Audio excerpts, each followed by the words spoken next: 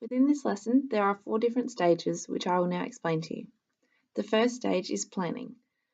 The learning outcomes which are linked to this stage are 1 and 2, plan and construct in teams a challenge, and identify and record an algorithmic solution.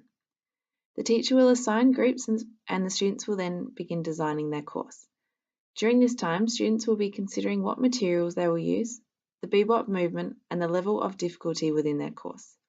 They will write out the steps or the algorithm for a successful and correct path for the bebot to follow to pop the balloons. Stage 2 is the course construction. This links to the learning outcome 3, test and debug. So after planning and designing their course, the groups will then construct them. So this is the fun, creative, and hands-on part. They will need to build, test, and then adapt and reassess their planning and their design if needed after the testing to ensure that the course can be achieved successfully.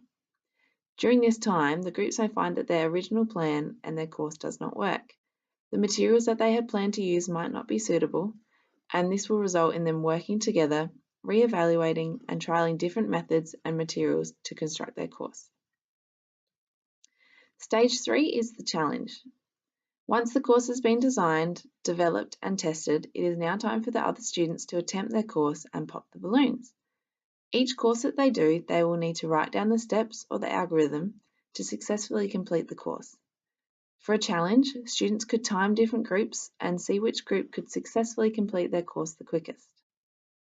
The final stage is reflection. So after their course has been completed by other groups, each group will then reflect on their course individually and also within their group.